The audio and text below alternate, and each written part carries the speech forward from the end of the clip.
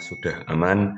Mungkin presentasi akan dimulai Fahriza sebagai pembuka dan mungkin beberapa bahasan Fahriza akan mulai. Terima kasih. Halo, selamat siang teman-teman semuanya. Ini itu udah ada ya. Mungkin di sini kita mau mulai apa namanya bahas tentang kedudukan ilmu dan akal dalam Islam sebagaimana eh, dalam sejarah gitu.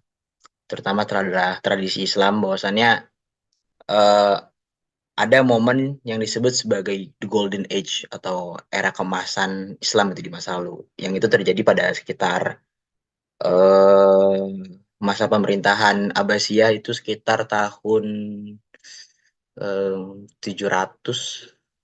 maaf, ya 800-an, 800 sampai tahun 1000-an atau sekitar 500 tahun setelah itu, di mana peradaban Islam pada saat itu bisa menjadi pusat peradaban dunia dan ilmu dan juga rasionalitas pada saat itu juga punya peran yang penting dalam memainkan eh, apa mungkin saya sebut dalam menyumbang atau punya signifikansi terhadap era tersebut begitu.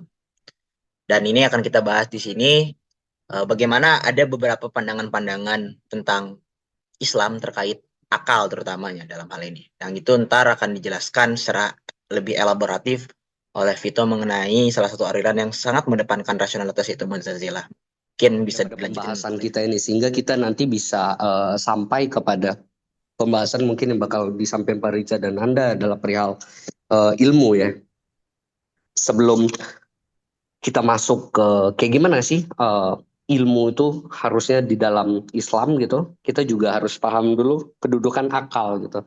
Yang mana pembahasan ini adalah pembahasan ya salah satu pembahasan klasik ya dalam permasalahan teologi Islam gitu ya, antara akal, terutama nanti sambungannya dengan ini wahyu. Nah, mungkin kita coba ini ya bahas satu persatu dulu perihal akal gitu. Nah, di akal dalam teologi Islam sendiri sebenarnya sering dipandang sebagai alat yang sangat mumpuni dalam konteks kayak manusia adalah makhluk yang sempurna, eh, paling sempurna gitu di antara ciptaan-ciptaan lain sehingga dia dianugerahi akal gitu. Tapi sebagai manusia itu sebenarnya sejauh mana sih kita bisa menggunakan akal gitu? Itu kan pertanyaannya. Kayak oke, kita dikaruniai akal, tapi fungsi akal itu apa sih gitu? Sejauh mana kita bisa memanfaatkan akal? Nah, itu dia yang coba dibahas di sini gitu. Sebelum kita masuk ke permasalahan juga mengenai ilmu gitu. Sebenarnya punya ini ya apa namanya salah satu pendapat yang eh, menarik untuk diulas adalah pertama adalah eh, dari kaum Mu'tazilah. Mu'tazilah ini singkatnya adalah kaum boleh dibilang apa ya sebagai orang yang rasionalis gitu loh. Orang-orang yang mendahulukan akal gitu dalam praktik keagamaannya, dalam spiritualnya. Jadi bagi kaum Mu'tazilah itu segala pengetahuan itu dapat diperoleh dengan perantaraan akal gitu. Bahkan kewajiban-kewajiban dapat juga diketahui dengan pemikiran yang mendalam gitu, murni lewat akal kita gitu. Nah, yang mana sebenarnya ini implikasinya adalah turunan daripada eh, apa ya? Kalau di buku-buku eh, let's say ilmu kalam gitu sebenarnya ini adalah permasalahan mengenai akal dan fungsi wahyu gitu. Yang mana permasalahan-permasalahan ini sebenarnya terhubung menjadi dua masalah pokok. Yang pertama adalah kayak gimana kita mengetahui Tuhan, dan kedua adalah perihal mengetahui baik dan buruk gitu. Nah, permasalahan ini kemudian seperti yang mengetahui Tuhan ini juga pada akhirnya kita juga mempertanyakan perihal eh, kewajiban dalam mengetahui Tuhan dan kewajiban dalam mengetahui baik dan jahat atau baik dan buruk nanti juga berimplikasi pada kayak gimana sih posisi kita sebagai manusia dalam mengerjakan atau menjauhi apa yang dikatakan oleh Tuhan gitu. Jadi eh, ini implikasinya sebenarnya juga berhubungan dengan pertanyaan-pertanyaan seperti kayak gimana sih sebenarnya eh, posisi manusia sebelum adanya wahyu gitu. Nah, by the way, ini slide sebelumnya masih Nanda. So, ya. Nah, jadi kita harus mengetahui dulu kayak posisi akal ini tadi eh, kayak gimana sejauh mana dia bisa mengetahui sesuatu yang bahkan belum belum belum disampaikan gitu dalam wahyu gitu. Nah, seperti yang aku bahas tadi, kaum Mu'tazilah itu posisinya adalah ya dia percaya kalau akal tadi bisa mencapai gitu loh hal-hal yang bahkan belum disampaikan. So akal tadi bisa mengetahui Tuhan gitu loh. Akal juga bahkan lebih jauh dari itu bisa mengetahui apa yang baik dan apa yang jahat. Walaupun belum ada wahyu, walaupun sudah ada wahyu. So, akal ini posisinya kalau di kaum Mu'tazilah itu benar-benar ditaruh sebagai sesuatu yang apa ya, istimewa gitu. Jadi, semisal ini ya, salah satu tokoh misal Abu Al-Huzail gitu, dia mengatakan bahwa ya sebelum turunnya wahyu ya, orang udah berkewajiban mengenal Tuhan gitu. Orang udah diharuskan gitu loh buat paham Tuhan gitu. Walaupun wahyunya belum turun. Nah, terus kalau dia nggak berterima kasih kepada Tuhan, ya maka orang itu ya layak dapat hukuman gitu. Nah, setelah itu juga kayak gimana dan dengan permasalahan baik dan jahat gitu. Menurut pendapatnya ya jelas karena di Mu'tazilah dia berpendapat kalau ya ini juga bisa dapat diketahui dengan perantaraan akal gitu loh. Dan dengan demikian kalau kita bisa mencapai itu dan akal ya orang itu wajib mengerjakan yang baik dan umpamanya ya bersikap ya kayak bersikap lurus, adil dan wajib menjauhi jahat, berbuat jahat dan berdusta atau zalim atau apapun itu ya. Kita udah tahu itu tanpa perlu ini. So, kita bisa menggapai apa yang benar dan salah tadi dengan akal gitu loh. Apa lagi ya? Boleh jadi kayak setidaknya beberapa beberapa ahli semacam mungkin Al Syahrastani juga bilang kalau kaum Mu'tazilah itu pada akhirnya ya satu pendapat dalam kewajiban mengetahui dan juga berterima kasih pada Tuhan dan kewajiban untuk mengerjakan yang baik serta yang ya menjauhi yang buruk gitu. Mereka sepakat kalau eh, itu bisa digapai dengan akal, bisa diketahui oleh akal. Nah, ada nggak sih sebenarnya pandangan lain sebenarnya yang apa ya coba menyaingi gitu. Mutazilah ini sebenarnya ada juga. Salah satunya itu mungkin sebagai contoh ini ya, karena kayaknya aku nggak bisa jabarin semua posisi yang karena super duper ribet. Karena let's say Mutazilah sendiri itu punya posisi yang macam-macam juga, ada sub-subnya sendiri gitu. Dan di sini Asy'ariyah gitu itu malah menolak posisi sebagian besar dari kaumnya Mu'tazilah ini. Malah mereka berpendapat kalau kewajiban manusia itu cuma bisa diketahui lewat wahyu gitu. Akal itu yang nggak bisa membuat sesuatu jadi wajib atau enggak gitu loh.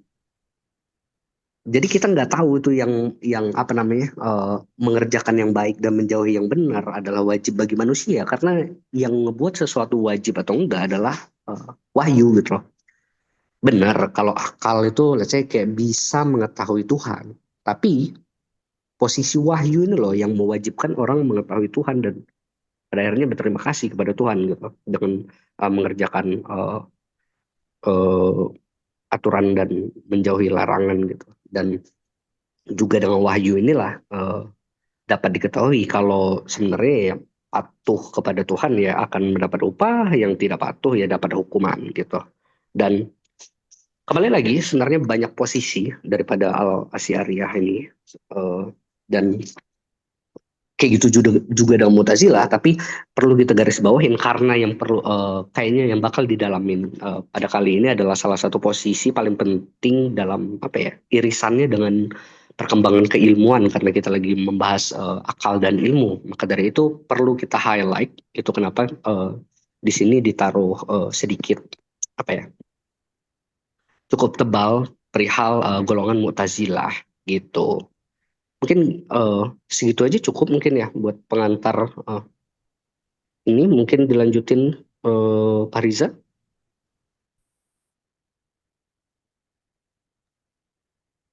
Halo tes. Ya, masuk. Ya, ini sebetulnya sambungan sama yang tadi dijelasin sama Vito ya, terkait apa namanya, bagaimana akal itu adalah sesuatu hal yang menjadi garis demarkasi gitu antara manusia dengan makhluk yang lainnya gitu. Bahkan manusia itu disebutkan sebagai hewan nunatik gitu atau hewan yang berpikir. Jadi yang membedakan manusia dengan makhluk yang lainnya adalah karena ia punya pikiran gitu. Dalam hal ini yang dimaksud pikiran adalah eh, akal gitu atau kemampuan berasio. Manusia bisa melakukan ABCD segala macam, eh, kemudian bisa melakukan penilaian, melakukan eh, apa ya analisis dan juga membangun pengetahuan itu karena manusia itu berpikir gitu. Inilah yang kemudian membedakan manusia dari makhluk-makhluk yang lainnya gitu. Oleh karena itu ya akal dipandang sebagai sesuatu anugerah yang sangat besar dari Tuhan gitu terhadap manusia. Itu mungkin bisa di apa agak digeser coba. Jadi rasio atau akal itu memang adalah anugerah yang sangat besar sekali bagi manusia, yang dianugerahkan Tuhan atau Allah pada manusia begitu. Dan kita juga bisa melihat bagaimana dalam kitab suci dalam hal ini Al-Quran juga sering ditekankan bagi manusia pada manusia untuk selalu menggunakan rasionya atau diperintahkan untuk berpikir begitu. Dan bahkan ayat pertama itu dikatakan ikro dalam arti membaca gitu. Dan ini seringkali banyak ditafsirkan oleh para mufasir kontemporer ya. Saya nggak belum terlalu cukup lihat tafsir-tafsir yang tradisional tentang ayat pertama ini, tentang ikro ini, dan para mufasir kontemporer yang saya tahu itu Pak Quraisy Shihab mungkin kalau di Indonesia itu seringkali menyatakan bahwasannya ikro yang dimaksud ini banyak ragamnya itu. Ikro di sini artinya membaca adalah ya baca teks, baca alam gitu, baca fenomena. Jadi kadang ada disebut sebagai ayat-ayat kauniyah dan ayat-ayat kauliyah begitu. Kauliyah itu adalah ayat-ayat yang terucapkan dalam teks gitu. Dan kauniyah ini adalah ayat-ayat yang ada di luar dari teks itu dalam arti dunia atau semesta ini gitu. Dan untuk membaca itu makanya manusia banyak sekali sering untuk diperintahkan berpikir begitu. Seperti ada saya lupa ini di ayatnya persisnya di mana ya. Tapi saya ingat bunyinya itu alladzi yazkurunallaha qiyaman wa qu'udan wa 'ala qulubihim dan seterusnya gitu sampai wa fi ikhtilafis samawati wal ard la ayatun liqaumin yattaqun gitu. Bahwa di antara langit dan bumi, di antara pergantian siang dan malam itu ada ayat-ayat Tuhan gitu, yang itu ditampakkan bagi mereka yang berpikir. Jadi bagaimanapun rasionalitas gitu atau akal dalam beberapa pandangan ya memang sangat terbatas dan juga kerap barangkali analisis dari akal atau rasio juga meleset gitu atau keliru.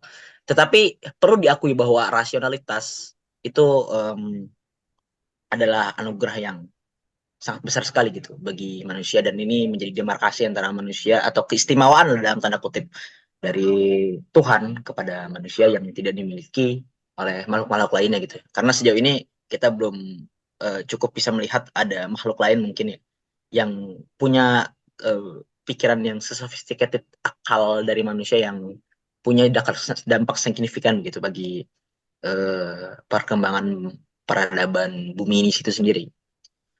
Mungkin ini ntar bisa dilanjut lagi oleh Nanda, ntar saya akan balik lagi ke Selanjutnya di sini kita langsung masuk ke tokoh yang mencoba untuk membahas ya gimana kayak posisi rasionalitas, posisi ilmu dan ya posisi rasionalitas dan ilmu ya pengetahuan juga dalam Islam, yakni Muhammad Abduh. Ya, langsung next slide aja. Oke. Nah, di sini ini yang penting menurut kami. Menurut Abduh, dewasa ini Muslim tertinggal karena meninggalkan agama dalam arti agama yang rasional. Jadi maksudnya gimana teman-teman? Jadi menurut Abduh, ketika zaman keemasan Islam di Golden Era of Islamic pada abad berapa saya lupa. Jadi ketika abad itu menurut Abduh, agama, rasionalitas dan iman itu berjalan berdampingan, beriringan. Jadi keduanya tidak dapat dipisahin pada zaman itu. Jadi ketika agama bergerak dari satu sisi, jadi rasionalitas juga harus bergerak dalam satu sisi juga. Maksudnya keduanya harus jalan beriringan gitu. Nah, itu yang menjadi alasan mengapa pada zaman tersebut orang-orang Muslim itu dapat mencapai masa kejayaan Muslim pada saat itu. Nah, menurut Abduh, dewasa ini Muslim itu tertinggal karena meninggalkan agama dalam arti agama yang rasional.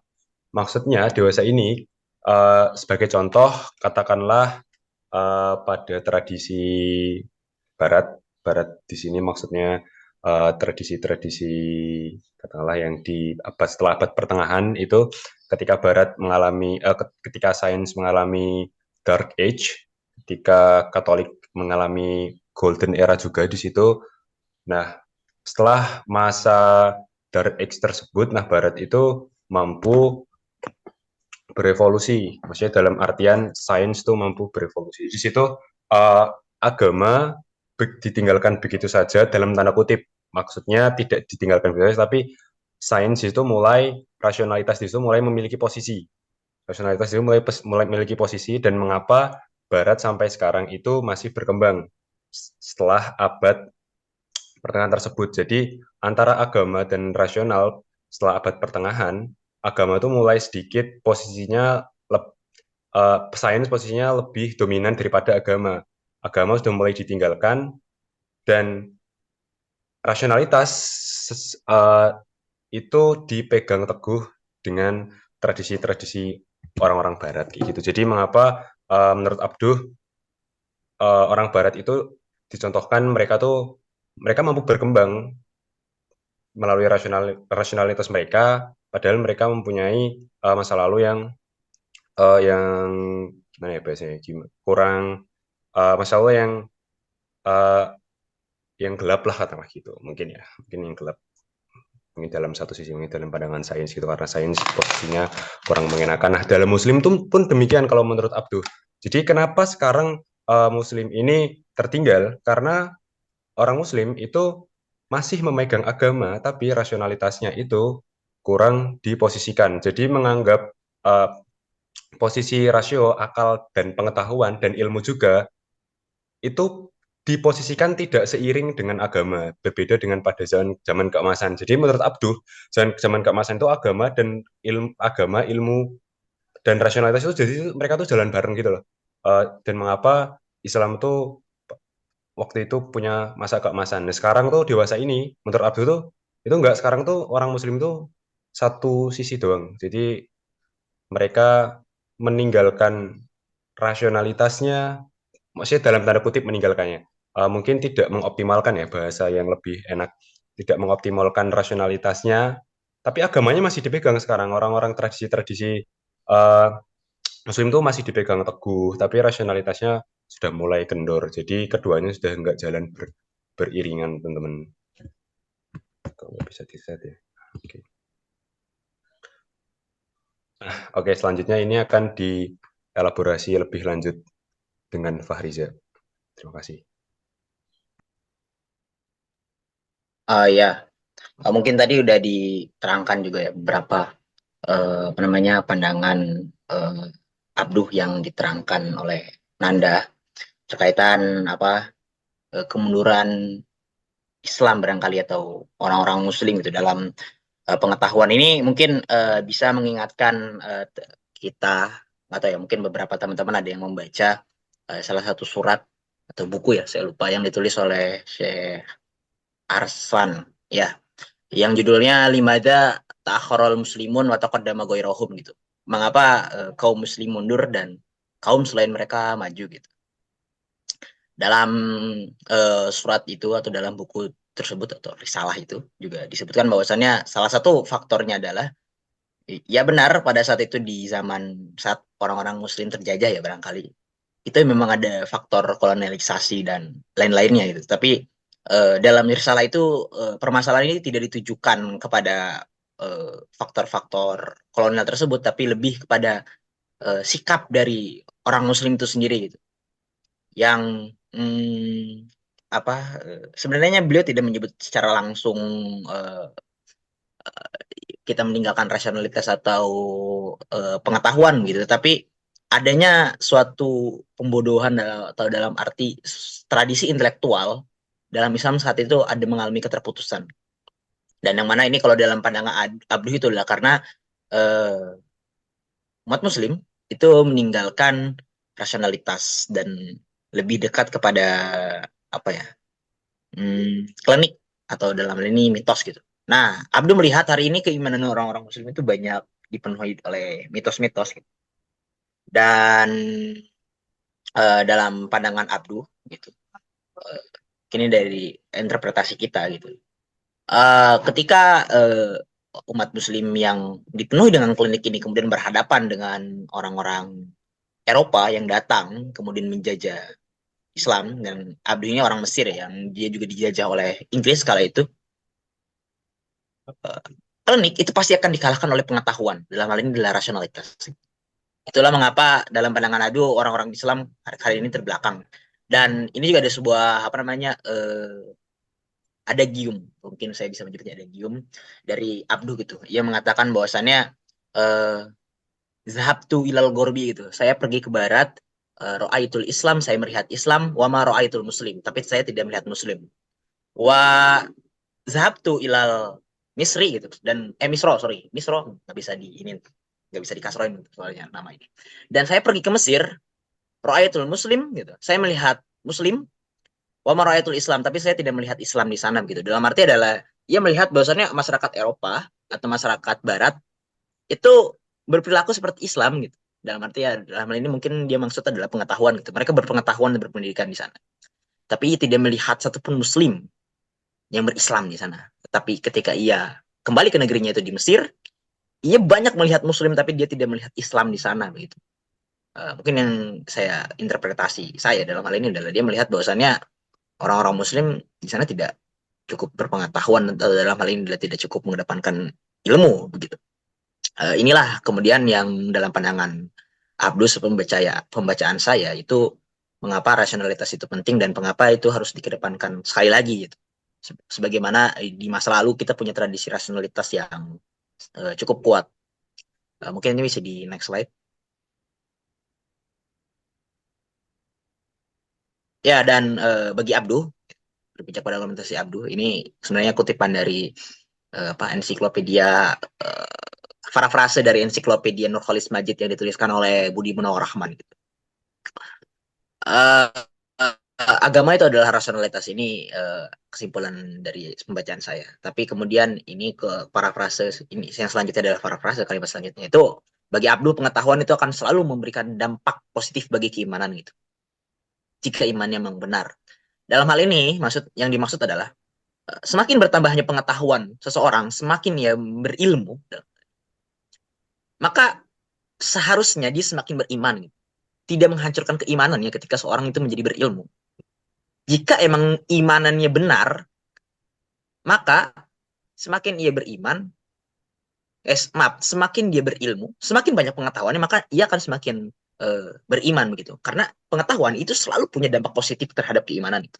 Mungkin dalam hal ini saya melihat ada satu bentuk sindiran dari Abdul terhadap pikiran-pikiran Islam yang hari ini mungkin sampai hari ini ya, dan Abdul kan hidup di abad 20 juga, dan itu masih keterusan sampai hari ini barangkali permasalahan ini, mana sering banyak keimanan-keimanan atau para pendakwa ini yang mendasarkan diri pada mitos, dan ketika ditabrakkan dengan suatu pengetahuan, mereka menganggap pengetahuan ini mengancam keimanan begitu, atau akidah lah. Dan ini saya melihat seperti sebuah sindiran sebenarnya Abdul terhadap kaum-kaum yang mensandarkan keimanan pada mitos atau klinik gitu. Dalam arti ia seperti menunjuk bahwasannya kalau keimanan kalian terkena dampak negatif dari pengetahuan, artinya keimanannya belum tepat gitu. Maka jika keimanannya tepat, semakin seorang berpengetahuan, maka semakin kuatlah atau memberikan dampak positif bagi keimanan. Mungkin gitu. Bisa dilanjut.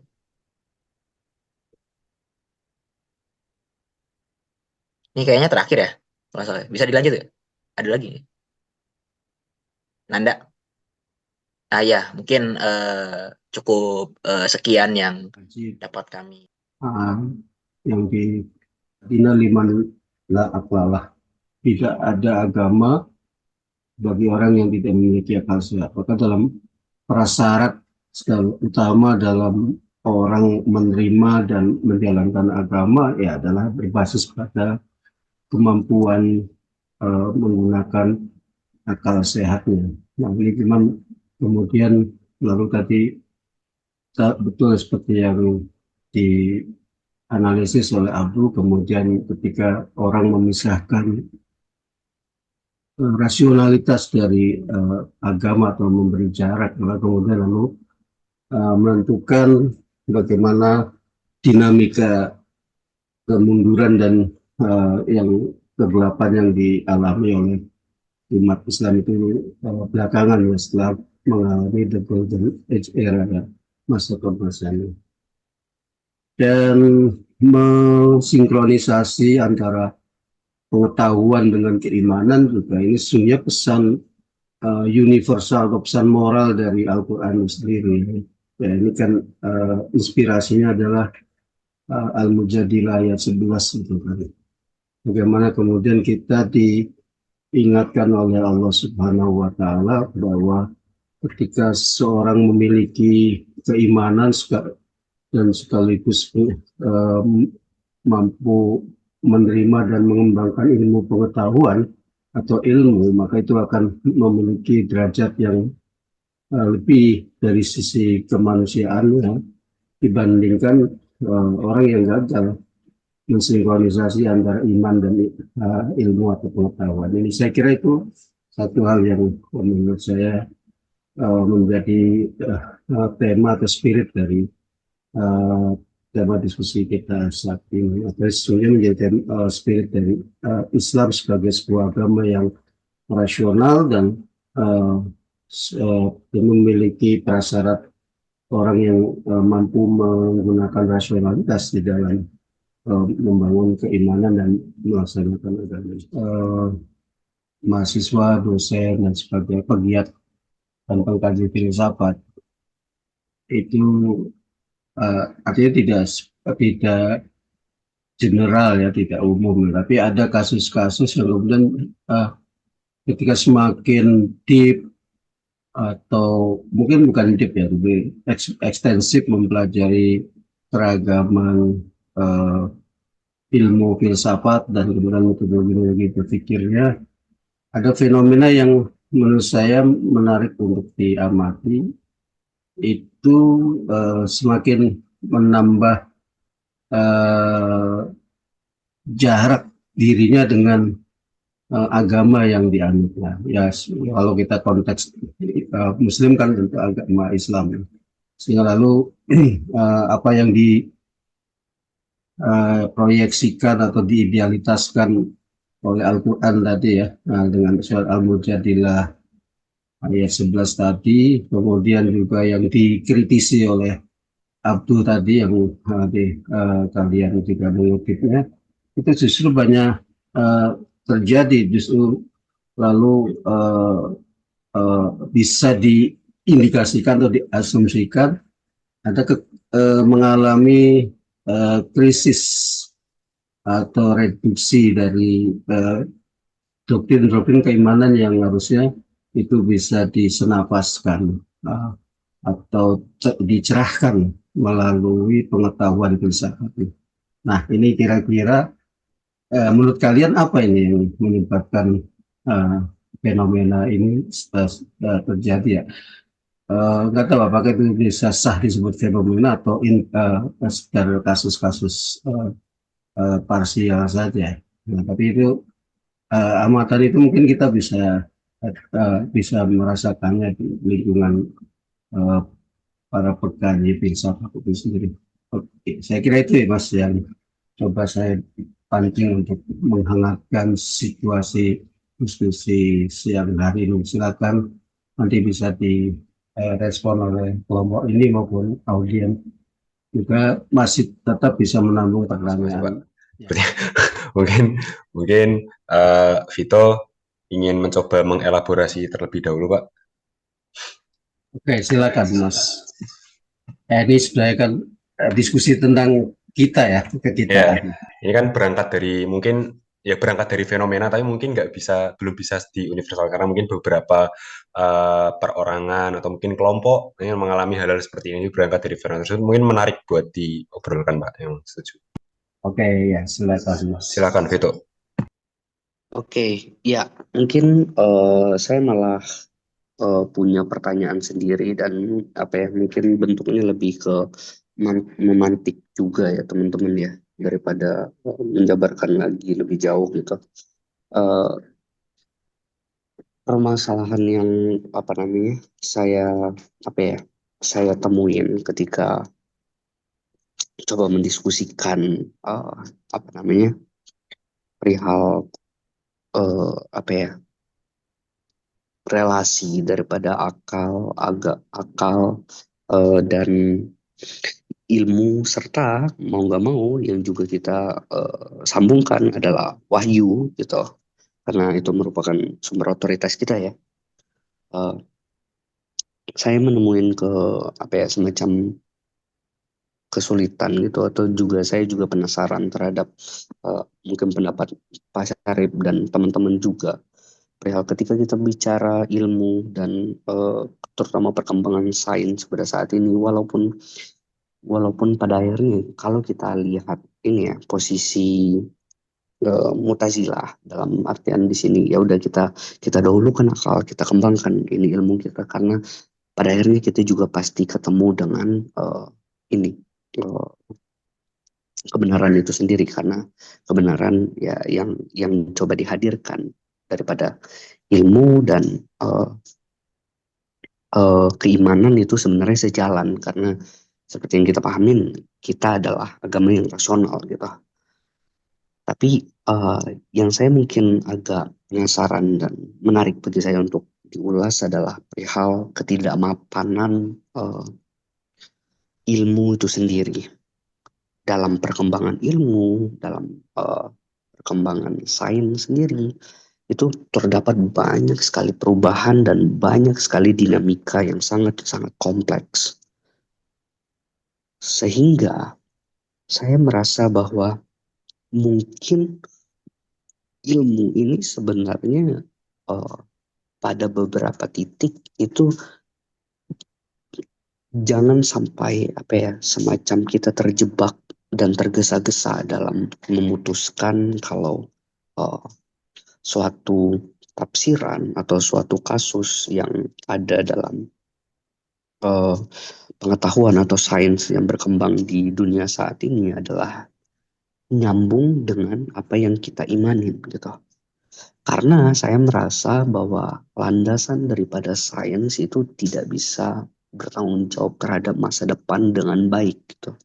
Karena sepanjang sejarah terdapat banyak sekali rombakan dalam dunia sains itu sendiri sehingga membuat tafsir yang tidak berhati-hati dan tergesa-gesa menjadi bumerang daripada pemahaman agama kita.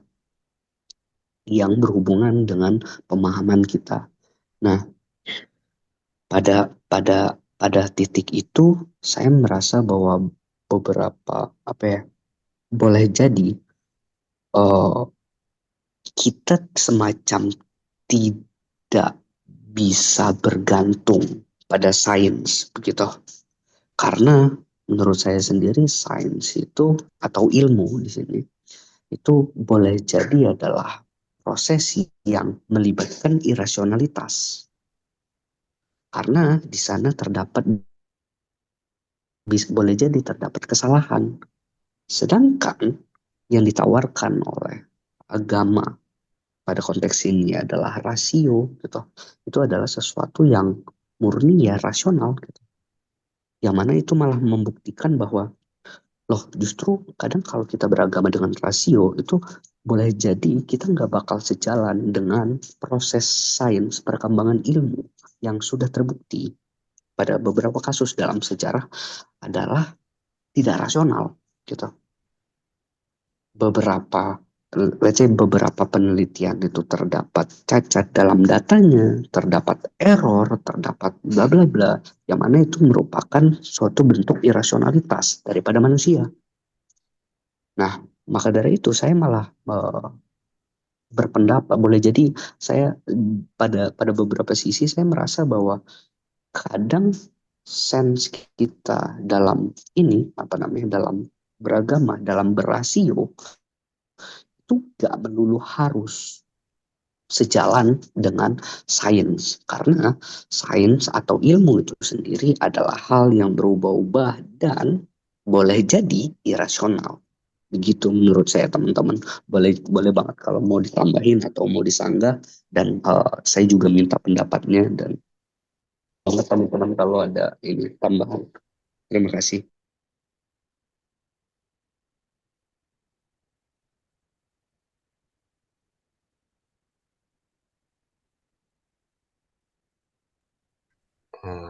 Oke, Vito.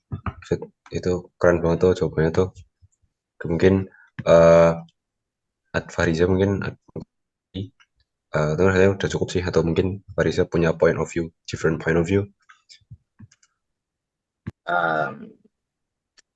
Tadi Vito ngelaborasin masalah ini ya, ilmu dan kaitannya dengan pengetahuan rasional dan irasional gitu. Tapi sayanya kayak agaknya aku nggak mau ke arah sana gitu. Mungkin menanggapi eh, fenomena, kalau boleh bisa dibilang fenomena ya, yang disebut sama Pak Syarif di awal. Ada suatu apa ya, barangkali tendensi gitu ketika seseorang eh, anggaplah dekat dengan sains gitu, itu justru malah menjauh dari agama gitu. Itu yang saya tangkap tadi. Meskipun tidak bisa dibilang sebagai fenomena, tapi anggaplah itu sebagai sebuah fenomena gitu. Karena memang ada beberapa kasus yang apa namanya, membuktikan hal tersebut emang beneran terjadi gitu. Ada beberapa orang yang barangkali setelah menjadi sains itu uh, either dia betul-betul melepaskan diri dari agama atau menjadi sangat sekuler gitu. Seperti seolah-olah kalau kamu masuk lab maka pintu musolamu ditutup gitu. Tapi dan kalau masuk musola itu pintu labmu ditutup. Mungkin itu, mungkin yang mau coba aku tanggapi itu. Dalam hal ini saya melihat mungkin ini agak cukup. Nggak tahu apakah ini ada irisannya dengan dipaparin oleh Vito ya. Bahwasannya memang yang dimaksud dengan agama dan ilmu itu saya melihat memang ada beberapa aspek-aspek yang agaknya berbeda gitu. Atau kalau kita menyebutnya sebagai suatu hal pengetahuan ilmiah gitu. Sejauh yang saya pelajari, pengetahuan ilmiah adalah sesuatu yang bisa diuji gitu. Dalam arti ia bisa dinyatakan salah. Dan sesuatu yang bisa dinyatakan salah itu sebagaimana kita kalau baca filsafat ilmu, memang secara ideologi, filsafat ilmu itu atau ilmu sains itu punya ideologi, dan ideologinya adalah positivisme atau positivisme logis barangkali. Uh, Antara itulah. Dan itu nanti juga akan terbagi menjadi ada yang mereka realis atau anti realis, tapi saya tidak mencoba masuk ke sana lebih jauh. Tetapi yang ingin saya sampaikan di sini adalah memang ilmu itu juga bisa berjalan tanpa adanya agama gitu. Sebagaimana barangkali Renaissance itu justru berkembang ketika ia melepaskan diri dari agama atau dalam tanda kutip otoritas agama lah, gereja gitu, pada saat itu. Dan ini berbeda agaknya dengan kejayaan Islam yang justru didorong oleh masyarakat agama kala itu. Kita bisa melihat bagaimana perubahan masyarakat Arab yang barangkali bisa dibilang jahil gitu, atau dalam masa kebodohan, bukan berarti mereka bodoh itu dalam arti mereka apa namanya tidak bisa, ya memang bukan masyarakat yang membaca ya, kalau kita patokan cerdas atau pintar itu membaca dan punya literasi gitu. Tetapi yang dimaksud ini adalah secara berkebudayaan mereka ini terbelakang. Dan kemudian masyarakat yang seperti itu bisa menaklukkan dua peradaban besar lainnya dan juga bahkan menyaingi peradaban menjadi pusat dunia kala itu. Jadi yang ingin saya sampaikan adalah pengetahuan dan agama pun bisa berjalan beriringan, tetapi agaknya mereka memang punya aspek yang atau peran yang agak beda ya. Saya seperti melihat gini ya, agama itu menjadi suatu bentuk spirit mendorong pengetahuan gitu. Tapi pengetahuan itu kemudian banyak dicari di luar dari agama gitu. Ini mungkin bisa apa namanya wilayah yang sangat debatable gitu. Tetapi saya tidak melihat uh, uh, agama itu sebagai suatu informasi pengetahuan gitu. Tapi ia adalah spirit dari pengetahuan itu sendiri, seperti pendorong bagi pengetahuan. Dan sebagaimana agama sebagai bentuk spirit gitu kan, dari bagi pengetahuan, tentu spirit pengetahuan itu pun sebenarnya bisa diambil dari spirit selain spirit agama gitu. Tapi dalam hal ini saya melihat agama adalah bentuk spirit pengetahuan, karena masyarakat yang dahulunya terbelakang gitu itu bisa menjadi berpengetahuan didorong oleh spirit agama, dan spirit ini sebenarnya bisa digantikan dengan spirit yang lain. Tapi saya melihat bagaimana keberagaman itu ketika dirangkai dalam bentuk spirit pengetahuan itu bisa memajukan peradaban itu. Dan ketika spirit pengetahuan itu tidak lagi menjadi spirit agamanya itu tidak lagi menjadi spirit pengetahuan, atau dalam hal ini berganti jadi spirit yang klinik atau mitos, ya barangkali itulah kemudian yang menyebabkan bagaimana ada sikap-sikap anti intelektual gitu di beberapa kalangan. Dan agaknya mereka ini yang kemudian jauh dari agama ketika semakin berilmu memang memandang agama ini sebagai spirit klinik gitu, bukan spirit pengetahuan. Oleh sebab itu kenapa mereka melihat agama ini sebagai bentuk mitos, dogma yang perlu dijauhi, justru karena itu tidak mendorong pada kemajuan pengetahuan gitu. Itu mungkin barangkali yang saya lihat mengapa ada fenomena ini terjadi ya, karena agama dipahami tidak sebagai spirit pengetahuan tapi sebagai spirit klinik gitu. Mungkin itu tanggapan saya terhadap ini. Hei, ada Mas Jonathan. Oke.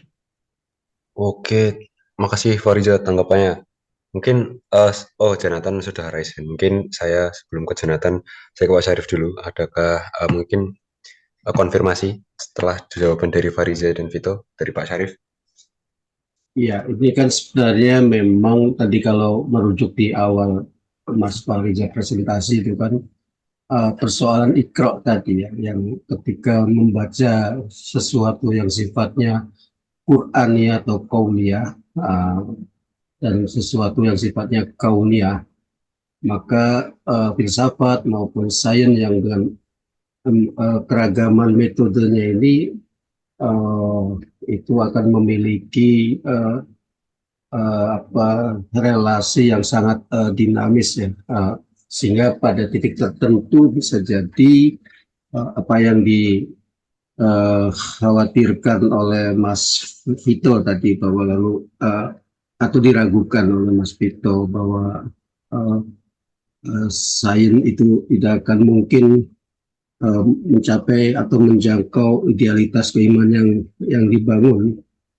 Itu juga menjadi sesuatu yang sangat dimungkinkan ketika lalu metode-metode tertentu yang dalam apakah itu mengikrokan sesuatu yang Qur'aniyah, yang ayat-ayat yang tertulis di dalam Al-Quran saja itu kan ada yang kategorinya muhkamat, ada yang kategorinya mutasyabihat dan sebagainya. Ini kan akan memiliki dinamika tersendiri ketika lalu metode-metode filosofis maupun metode saintifik itu lalu digunakan ikro untuk melihat sesuatu yang Qur'aniyah. Apalagi yang kemudian ketika mengikrokan sesuatu yang kauniyah, yang tentu di sana akan ada bangunan-bangunan kekaunian yang bisa terukur, teruji secara fisik, tetapi juga lalu melampaui batas-batas fisik, ya, sehingga kemudian di sini muncul mitologi atau mitos-mitos di dalam apakah keilmuan, apakah kemudian kerangka berpikir filsafat, dan kemudian juga ketika membangun atau memahami doktrin keimanan, maka bisa jadi itu juga akan terjebak kepada mitofisifikasi yang ada atau yang dilakukan oleh manusia itu sendiri ketika lalu mencoba mengikro sesuatu yang sifatnya kauniyah yang secara fisik bisa terukur maupun yang kemudian melampaui batas-batas fisik atau yang kita sebut sebagai metafisika, yang kemudian lalu membutuhkan pendekatan yang khas seperti pendekatan yang mampu menangkap intuisi sebagai bagian dari kerangka kebenaran, meskipun itu lalu diperdebatkan di kelompok sebelahnya dan sebagainya. Nah, ini saya kira itu yang mengapa kekhawatiran atau mungkin sesuatu yang tadi diragukan oleh Mas Vito dan kemudian lalu dilengkapi oleh yang disampaikan Mas Fahri tadi. Saya kira ini yang memang tantangan ya. Sebagai seorang Muslim kita diidealitaskan di dalam Al-Quran tadi dengan Al-Mujadilah ayat 11 diantaranya ya, spirit agama menghendaki seperti itu. Tetapi di sisi yang lain kita juga harus menyadari bahwa metode-metode filsafat yang kita pelajari maupun metode-metode saintifik yang dikuasai oleh saintis juga memiliki keterbatasan tertentu. Disinilah kemudian lalu ada keragaman, kalau yang kita sebut sebagai sebuah fenomena, ada yang mampu pada titik tertentu dengan pendekatan filsafatnya, dengan pendekatan saintiknya, lalu justru menjadi semakin religius dan menemukan Tuhan dalam konteks berpikir filosofisnya maupun langkah-langkah metode keilmuannya atau metode-metode ilmiahnya. Tapi juga ada yang kemudian gagal, bahkan bukan tidak hanya sekuler, tapi juga bahkan kemudian jatuh pada cara pandang yang sangat ateistik, misalnya dalam memahami dan mengimani eksistensi Tuhan itu sendiri. Nah, saya kira itu yang mungkin bisa coba saya pahami dari perspektif yang sudah dikembangkan oleh kelompok ini dan diskusi tadi. Begitu Mas Nanda. Ini Mas Jonathan nampaknya mau berpendapat juga. Baik Pak Syarif, luar biasa Pak tambahannya, semakin komprehensif dan terima kasih elaborasinya. Mungkin Mas Jonathan Wijaya Kusuma Nugraha punya pertanyaan, monggo untuk silakan. Oke, apakah suara saya terdengar? Terdengar, aman. Ini mohon maaf loh kalau saya memperpanjang penderitaan kita di sore hari yang panas ini. Sebelum Mas Jonathan, kita punya waktu sampai 16.10. Dibikin panas saja sekalian. Tidak open cam, soalnya kondisi saya sedang dalam kondisi berpakaian yang tidak cukup layak untuk tersorot kamera. Jadi sebenarnya dari paparan presentasi teman-teman tadi sudah komprehensif dan respon pertama saya itu ya untungnya terwakilkan oleh yang dikatakan Vito tadi gitu, bahwa saya kepikiran bahwa bukannya ada ungkapan terkenal gitu dari kalangan para ulama bahwa man izdada ilman walam yazdad hudan lam yazdad ila bu'dan itu kan kalau tidak salah gitu, bahwa barang siapa yang bertambah ilmunya gitu, ilmiahnya gitu, tetapi dia tidak mengiringinya dengan pertambahan hidayah gitu, maka dia tidak akan mendapatkan kecuali kejauhan gitu. Dan untungnya tadi sudah di tackle oleh si Vito tadi. Jadi respon saya untuk menambah itu begini gitu, bahwa saya kira menarik dengan sepenggal ayat yang sempat disampaikan Fahriza tadi tentang apa namanya, inna fi khalqis samawati wal ardi wa ikhtilafil laili wan nahari la ayatil liulil albab, dan seterusnya itu alladzina yadhkurunallaha qiyaman wa qu'udan wa ala junubihim wa yatafakkaruna fi khalqis samawati wal ardi. Terus apa nama tulisannya itu, Rabbana ma khalaqta hadza batila subhanaka faqina adzabannar itu. Menarik kalau kita memandang bahwa agama ini dengan ilmu pengetahuan ini posisinya di mana gitu, dengan gerakan ilmiah tadi, bahwa tadi kan dalam ayat ini Mas Fahriza menunjukkan gitu bahwa ya tafakkaruna fi khalqis samawati wal ardi itu sebagai representatif ilmiah kan di dalam beragama gitu, bahwa seorang yang beragamanya baik itu ya dia ya tafakkur terhadap alam semesta gini, bersikap ilmiah gitu. Tapi menarik juga bagi saya bahwa kalau hal itu ya tidak berhenti dalam proses ilmu saja, karena toh yang namanya scientific itu ya bisa terfalsifikasikan dan apa namanya, perjalanannya itu berkembang dan saling menegasi satu sama lain gitu dalam perjalanannya gitu. Makanya penting bahwa melihat itu ayat ini ada terusannya gitu. Wa yatafakkaruna fi khalqis samawati wal ardi, itu ada terusannya bahwa para ulul albab itu merespon bahwa setelah mereka tafakur itu mereka ngapain gitu. Setelah mereka tafakur terhadap alam penciptaan alam semesta ini ngapain. Terus yang timbul adalah Rabbana ma khalaqta hadza batila subhanaka. Ada pentasbihan di situ. Ada bentuk sikap pentautan diri kepada Tuhan yang Maha Suci gitu. Sebagaimana tadi yang juga disampaikan Mas Fahriza tentang Iqra tadi, bahwa bagaimanapun Al-Qur'an itu mengawali dengan Iqra yang mana representatif terhadap tradisi ilmiah akan membaca itu. Tapi dia ya gimana ya, kalau kita belajar apa namanya tajwid itu kan, setelah kita mengetahui tentang tajwid itu, kata para ulama kita juga harus mengetahui tentang waqaf gitu, bahwa Iqra itu terus kata selanjutnya adalah bismi rabbikal ladzi khalaqa gitu, bahwa ada bismi rabbika di situ gitu. Ada bismi rabbika setelah kata Iqra gitu, bahwa Iqra bacalah itu ya bismi rabbikal ladzi khalaqa, dengan nama Tuhanmu yang Maha menciptakan gitu. Dan ba itu kan salah satu faedahnya itu kan ilso gitu, ada keterhubungan gitu, keterhubungan dengan realitas yang dikasih ba, dan keterhubungan ya otomatis kalau pakai kalimat itu bismi rabbika ya keterhubungan dengan rabbika gitu.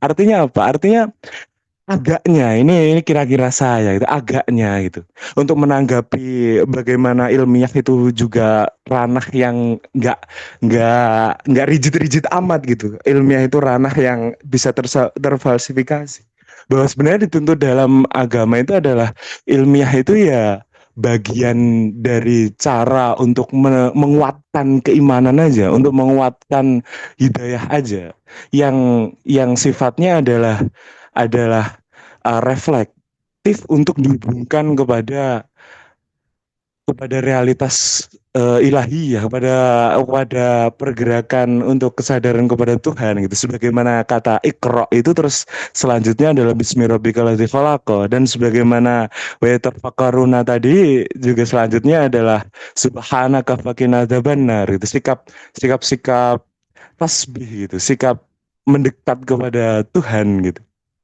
Saya kira penting untuk kita melihat seperti itu, karena bagaimanapun juga dalam tafsir kontemporer tadi Mas Fahriza menyebut Prof. Kores dalam satu salah satu kesempatan Prof. Kures pernah bilang bahwa akal itu memang sangat berguna dan penting sekali untuk kita memperkuat keimanan. Tapi bagi Prof. Kures tetap apa namanya alat terhadap keimanan itu juga berorientasi pada hati gitu. Bahwa misalnya di surat Anfal itu di awal-awal gitu Tuhan memaknai orang-orang yang beriman itu ya apa namanya wa idza tuliyat ayatum zadatu imana gitu apa wajilat qulubuhum gitu bahwa orang-orang yang beriman itu yang wajilat qulubuhumnya hatinya itu ada getaran gitu saat disebut nama Tuhan.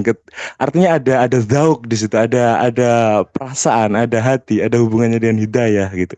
Walaupun tentu saja akal itu akan sangat berpengaruh kuat dalam apa namanya dalam memperkuat keyakinan itu sebagaimana para ulul albab tadi bahwa mereka menambah keyakinannya melalui yatafakkaruna fi khalqis samawati wal ard gitu. Nah, cuma ya memang itu tadi bahwa subjek dalam beragama itu ya ada yang ulul albab itu seperti yang bersikap tafakur itu tadi. Tapi kan juga ada yang ulun nuha, ada yang ulu-ulu yang lain gitu. Jadi saya kira menarik kalau kita juga harus melihat atau menginterpretasi suatu ayat itu juga utuh di samping juga kita juga harus melihat bahwa sebenarnya yang diinginkan Al-Quran dan diinginkan Tuhan tentang kedudukan apa namanya keyakinan berdasarkan akal dan pengetahuan itu pada tempat duduk yang mana gitu pada makomat yang mana gitu. Kira Ah, itu aku banyak pertanyaan yang ditanyakan oleh Mas Jonathan di sini juga sebetulnya menjadi kekhawatiran dan concern saya pribadi ya. Apalagi kita yang hidup di mungkin masa kalau kalau misalnya dibilang masa di tengah dunia yang semakin sekuler ini, apakah agama itu masih memiliki ruang dalam kehidupan kita gitu? Ya, ketika kita menyebut agama sebagai sebuah pengetahuan, rasionalitas dan seterusnya, sementara pengetahuan juga eh, bisa melepaskan diri dari agama itu sendiri. Lantas di mana perannya agama dalam kehidupan itu? Oh, kita bisa menjawab seperti ya bagi apa namanya ketenangan spiritual, mental dan seterusnya. Tetapi juga kita melihat di ranah itu pun sebetulnya ada cara lain atau pilihan estetik lain selain agama. Apalagi kalau kita berbicara spesifik tentang Islam itu, di mana lagi Islam punya tempat dan peran. Bagaimana kita berteologi gitu, dalam tanda kutip, setelah kematian Tuhan, kalau seperti yang didengungkan oleh Nietzsche dulu ketika apa ya kemudian akhirnya melahirkan satu pikiran postmodern gitu. Ini juga sebuah concern, tapi adapun yang ingin saya bilang adalah menanggapi yang tadi ya. Memang pengetahuan bisa terfalsifikasi gitu, dan oleh sebab itu kenapa saya mengatakan bahwasannya agama ini adalah sebagai bentuk spirit gitu. Saya tidak mengatakan apa, mungkin ada beberapa hal yang saya sepakat dengan Abdul bahwasannya agama adalah rasionalitas atau adalah agama mendorong pengetahuan, itu saya sepakat. Tapi kalau agama itu adalah pengetahuan, itu agaknya saya agak setengah hati gitu atau setengah-setengah dalam melihat argumen ini, karena saya melihat agama sebagai suatu spirit gitu. Bukan pengetahuan itu sendiri, karena ketika pengetahuan atau ilmu itu dapat difalsifikasi, artinya kan agama terfalsifikasi begitu. Konsekuensinya adalah ia tidak lagi menjadi yang sakral gitu, karena terfalsifikasikan dan dia menjadi satu hal yang profan. Bagaimana saya tidak membayangkan bagaimana agama profan gitu. Dan itu sebabnya kenapa tadi juga saya singgung agama sebagai sebuah spirit yang mendorong pada pengetahuan, tapi tidak pengetahuan itu sendiri begitu. Dan salah satu bentuk sebetulnya pengetahuan yang terdorong oleh spirit agama itu adalah ya salah satu bagi kita yang beragama, manifestasinya adalah bentuk apa namanya apresiasi, bukan apresiasi, bentuk kesaksian mungkin barangkali saya bisa menyebutnya Pak. Seperti kita bersaksi kepada Tuhan kan.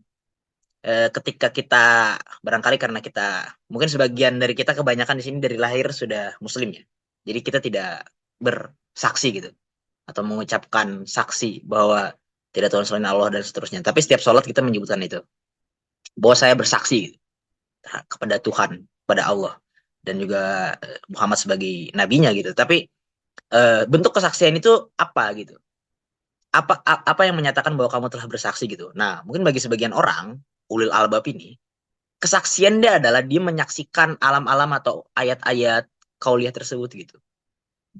Untuk tadi ada yang mentafakuri, kemudian juga ketika ikro ini dengan menyebut nama Tuhan gitu. Ketika ia membaca atau dalam mengkaji atau melihat fenomena. Dan yang mana itu memang apa yang kita dapat dari pengetahuan itu bisa terfalsifikasi atau salah, tetapi ada upaya dari kita untuk mentafakuri atau juga mencari terus atau berusaha untuk melakukan kesaksian-kesaksian keimanan kita gitu. Untuk menyaksikan bagaimana Tuhan adalah benar-benar Tuhan gitu, dalam beragama. Jadi sebetulnya pengetahuan itu bisa dibilang sebagai bentuk keberagaman juga. Kalau saya lihat kita misalnya ada orang-orang yang mungkin ada ekspresi keagamaannya melakukan sholawat, maulid yang itu tidak diekspresikan oleh beberapa tradisi yang lainnya gitu. Tapi ya pengetahuan juga barangkali adalah bentuk keberagaman karena bentuk kesaksian gitu terhadap Tuhan. Mungkin yang mana itu tujuannya banyak gitu. Tafakur, ekspresi keberagaman yang mirip-mirip saja seperti ekspresi keberagaman yang lainnya gitu. Itu mungkin tanggapan saya atas tanggapan Mas Jonathan ya. Jadi makasih atas ini. Mungkin yang lain juga mau menanggapi. Terima kasih Fariza. Mungkin ada tanggapan lain langsung saja. Kalau ada tanggapan, waktunya sisa 20 menitan, teman-teman. Tanggapan yang lain atau Mas Jonathan lagi atau yang lain, monggo. Atau mungkin saya karena waktunya terbatas, mungkin sedikit meng-closing saja, sampaikan apa yang didiskusikan. Saya kira apa yang disampaikan Mas Jonathan itu menarik sekali. Dan pada titik itulah kemudian kalau kita coba memahami beberapa versi hadis terkait dengan masalah tafakur ini ya. Misalnya kalau kalian sempat membaca di pesantren itu ada kitab Tanqihul Qaul atau Lubabul Hadis dan sebagainya. Kan sedikit ada hadis yang kita pelajari, misalnya di situ disebutkan at-tafakuru sa'atan khairun min ibadatil abdi sanatan, atau mungkin riwayat yang lain alfu sana dan sebagainya. Bertafakur sesaat dengan durasi yang sangat singkat itu di dalam konteks hadis ini memiliki nilai yang lebih dibandingkan ibadah yang 1 tahun penuh. Nah, kemudian lalu disarah atau ditafsiri ibadah yang seperti apa, yaitu itu ibadatul abdul jahil, atau ibadah seorang hamba yang tidak memiliki pengetahuan yang cukup atau ilmu yang cukup dalam konteks beribadahnya. Maka itu kemudian nilai tafakur tadi memiliki kualitas yang lebih dibandingkan. Nah, itulah yang kemudian masuk dalam tafakur seperti apa, yaitu tafakur ya yang digambarkan sebagai yang dilakukan oleh ulul albab, orang-orang yang memiliki kapasitas bahwa proses tafakur tadi, proses berpengetahuan tadi, proses ikro kauliyah maupun kauniyah tadi adalah dengan kesadaran penuh bahwa itu bagian dari kerangka tadi bismi rabbika, lalu kesadaran bagian dari membangun atau menjalankan spirit keagamaan, sehingga lalu proses berpikirnya, bertafakurnya, berpengetahuannya, berfilsafatnya, lalu menemukan keyakinan yang sesungguhnya kepada eksistensi Tuhan di dalam pengetahuan yang atau objek pengetahuan yang dia pikirkan atau pengetahuan yang itu.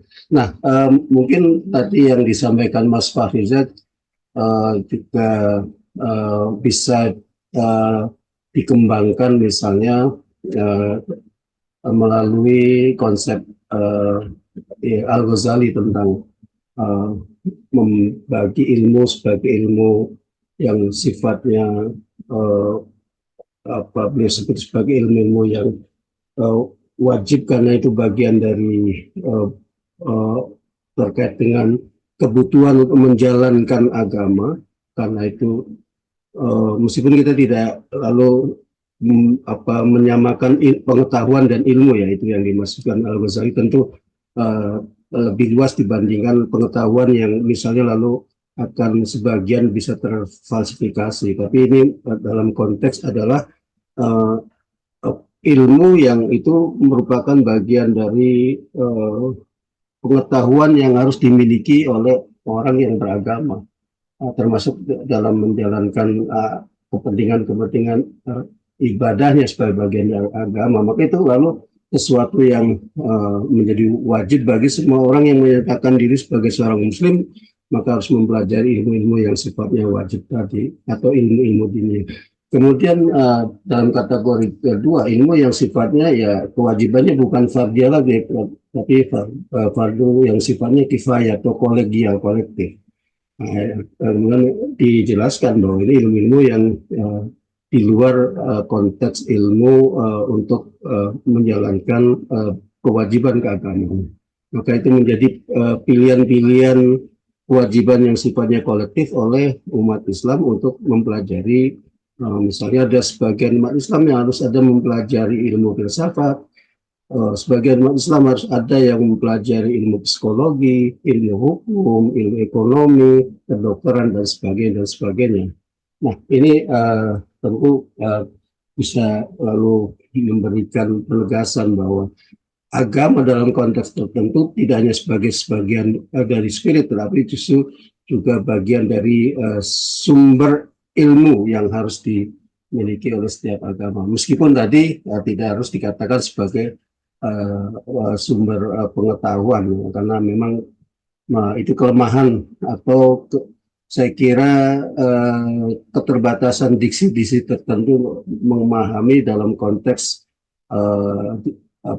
substansi dari ilmu yang harus dilakukan atau dimiliki oleh seorang muslim dalam konteks tadi, idealitas yang ada di dalam Al-Quran untuk mampu mengintegrasikan antara iman yang dimilikinya dengan diimaninya atau dijadikan fondasi bagi itu, dan ilmu yang ingin dikembangkan atau dipahami, dipelajari, dan dikembangkan di dalam kehidupannya, sehingga lalu memiliki keinginan. Bagi orang yang sekedar memiliki ilmu saja tapi tanpa untuk upaya membangun, memperkokoh keimanan, atau sebaliknya, hanya orang yang orientasinya membangun keimanan saja tetapi tidak bergerak untuk mengembangkan, memahami, dan lalu mengembangkan ilmu itu sendiri. Ini sesuatu yang tentu jauh dari idealitas Al-Quran. Nah, tentu dalam konteks mata kuliah PAI kontekstual filsafat ini, idealitasnya adalah bagaimana kemudian kemampuan kita menggunakan metode-metode filsafat yang sudah kita miliki untuk justru mencerahkan keimanan yang kita miliki, bukan lalu semakin menambah gap, menambah jarak, bahkan kemudian mendistorsi, bahkan lalu menegasikan keimanan kita. Saya kira itu Mas closing yang bisa saya coba simpulkan atau idealitaskan dari diskusi siang hari ini. Saya kira cukup, Mas Nunda, silakan bisa di closing statement, dan audien bisa memberikan apresiasi untuk kelompok ini, diskusi yang sangat menghangatkan dan memanaskan intelektualitas pada siang kita pada siang hari ini. Oke, silakan. Baik, terima kasih Pak Syarif dan teman-teman. Mungkin closingnya sudah diwakilkan Pak Syarif.